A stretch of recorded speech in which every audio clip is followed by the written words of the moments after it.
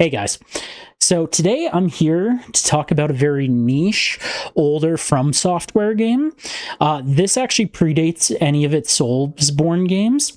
Um, if you have not heard of it, there's good reason. It is because back in the day when they developed the game, not many copies were sold out here in the West. And of those copies, the main reason not that many were sold here is because From Software didn't even actually print essentially enough copies of the game. Because back then, especially horror games, but a lot of Japanese games in general, apart from like stuff you'd expect like Final Fantasy and Soul Calibur that for that era, that sort of stuff just wouldn't sell very well usually in the West. The game, its name is called Kuon. I will show a picture of it on screen. But the main reason I wanted to make a video about this game is so good. So we're gonna explain a few things about it. I'm going to basically try and avoid spoilers. There's one document you can find in the game which tells you a bit about what's going on, like to kind of make you understand it, and I'm gonna just tell you what it says because it's not any direct spoiler. It won't affect the story at all in that way. So this is the overall like story leading up to the game. So the concept of it is there is a lord in feudal Japan. This is even before the samurai era began. Like, this is like 300 plus years or so before it began, which is why it's really unique. It's in the Heian period, which, if you know really anything about the Heian period, it is the period where Japan, especially its court culture, started to really differ from what you would see in ancient China. It in previous centuries, and still then had quite a bit of influence, but this is when it really started to become independent in its own thing. And I find that a very unique period to put the game in as well, especially considering it's a horror game. So the game, what's really unique about it in a way, and there's other games that have this, but it does it differently, is you have two characters which are supposed to represent the aspects of yin and yang. And each of them you have to play to fully like beat and understand the story completely. So the first of these two characters is a woman named Utsuki, and she and her sister Kureha are both searching for their father named Domon, who is essentially the head servant or something like that of Lord in a manor where the game takes place named Lord Fujiwara. Lord Fujiwara, and this is related to the note I was talking about before, he is absolutely positive his manor is cursed. And the main reason he believes this is because bunch of his servants and really guards or anyone who has been on the premises for a really long time ends up dead in really gruesome and over-the-top ways. So your father, your character's father, Utsuki's and Kureha's, was sent to figure out if it truly was cursed and remove the curse. And you and your sister, when the game starts, have not heard from him for quite a while. So you guys decide to go to the manor to try and find your father, which is where the story begins. And you might be thinking, is Kureha, the other sister, a character you play as, like a main character in that way? No, she is a main character, but she is not the yang part. Utsuki is supposed to represent the yin of the yang, and the other character who represents that is another young woman called Sakuya.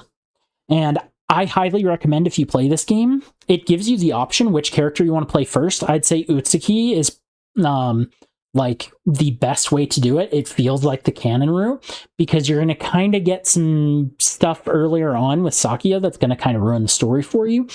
That's related to Utsuki directly.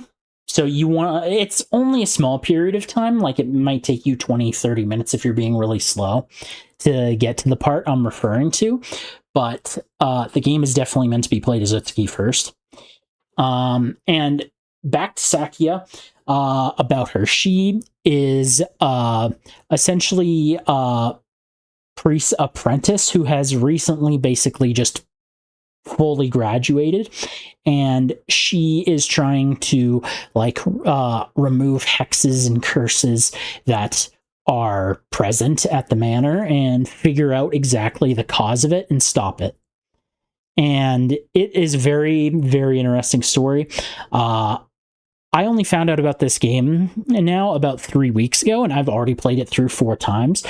It's decently short, but you definitely see things that must have been, for sure, what inspired certain mechanics you guys would see in the original Dark Souls 1. Which obviously affects the rest of the series. Like I said, this game came out in 2004. Copies of it sell for, is in the title of this video, for roughly $2,000. That is Canadian currency. But I checked the Amazon site in US. It sells for $1,000 there, but it's not because of currency conversion. It's for some reason just the price the seller has on there. If you do proper currency conversion, if it was a 1-for-1, it should still be like nearly another $460 or so on the US Amazon site. But so basically, if you're an American or have American currency, you're saving money actually by buying it on the American store, Amazon store. So because there is limited copies of the game sold, and I believe it is a PlayStation 2 exclusive. Let me see. Okay. I'm just seeing what platforms. I'm 100%. Yeah. I was basically 100% sure it's a PlayStation 2 exclusive, which it is. I've played through emulators, and you can, because of the price and because so few copies came out back in the day, you can bet your backside that most people you're going to be seeing doing playthroughs or really any online content, it's a pirated copy. But when it's $2,000 or so, and I don't even believe they sell it like anywhere anymore from software, I could be right, I could be wrong on that. You kind of should expect that that's gonna be the case.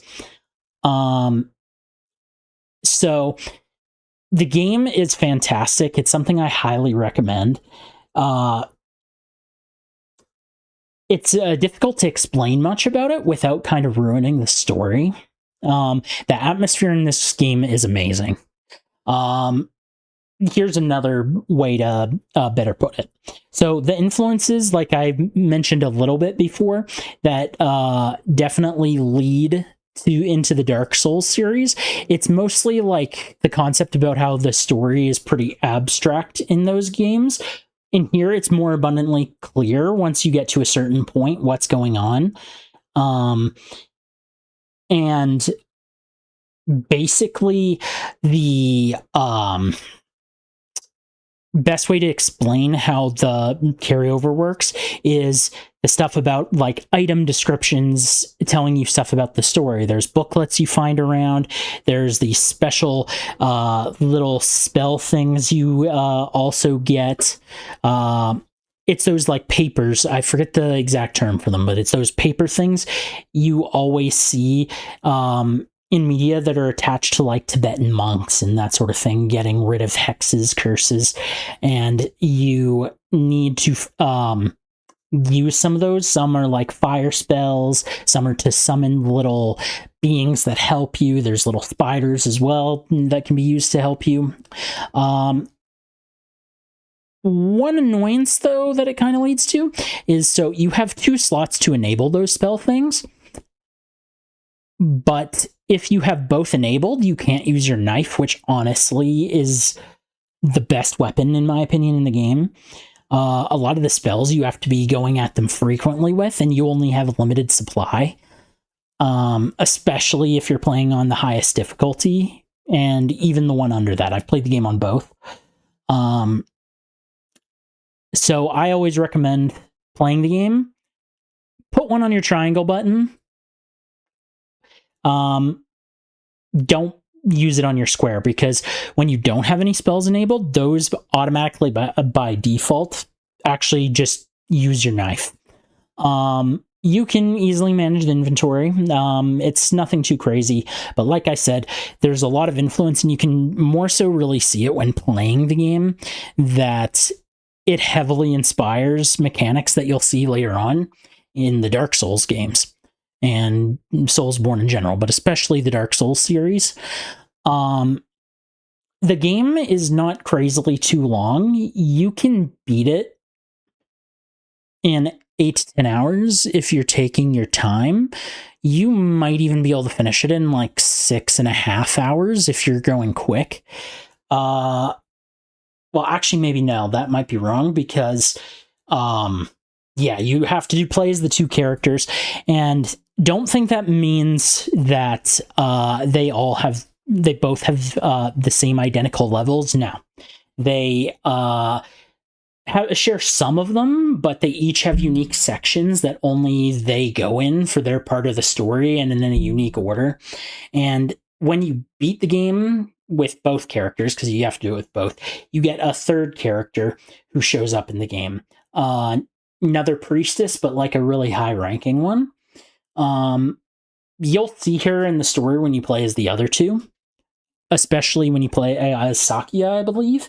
I think you'll see her a bit when you play as Utsuki, but not anything too major. But there are cutscenes and stuff to the story that you can only see with one of each of those characters. So I think this game is worth a playthrough for those looking, especially for survival horror. It's got puzzles, but they're not really too difficult.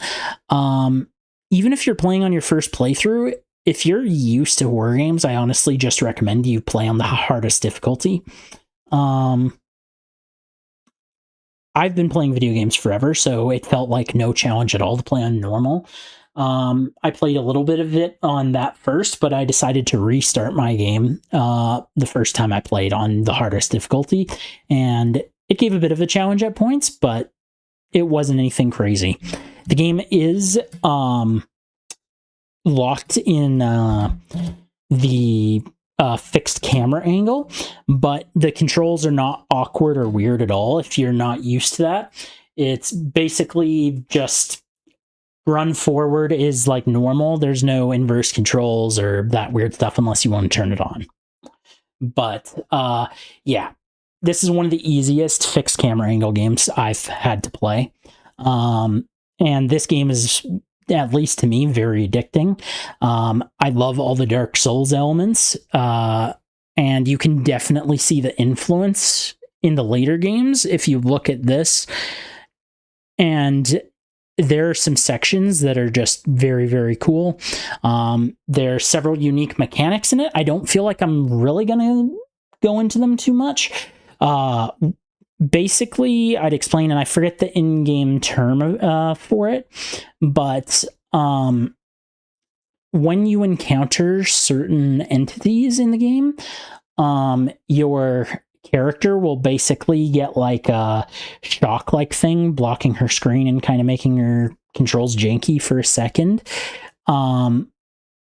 But it's meant to, add to the atmosphere, but there's a whole mechanic around like your character essentially praying to recruit faster from that.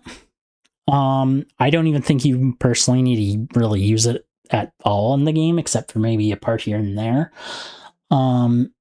This game is very solid. If you love the Souls series, you're going to love this.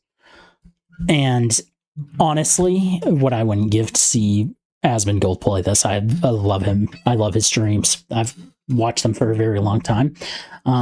He's basically the only streamer I watch actively.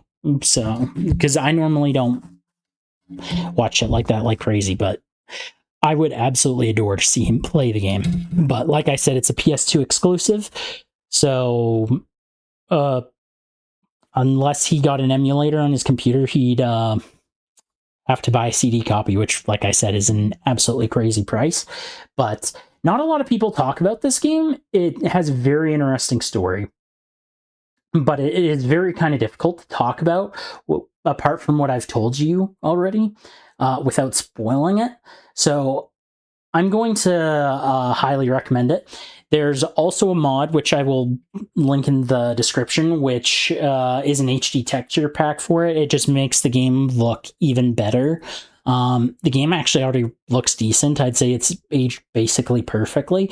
But if you want it to be even better, then just go ahead and install the HD texture pack along with it, which I will post in the description. I'm not going to post anything about the emulator because that's piracy and I'll get in trouble here on YouTube for that. But yeah, it is a very good game. I highly recommend.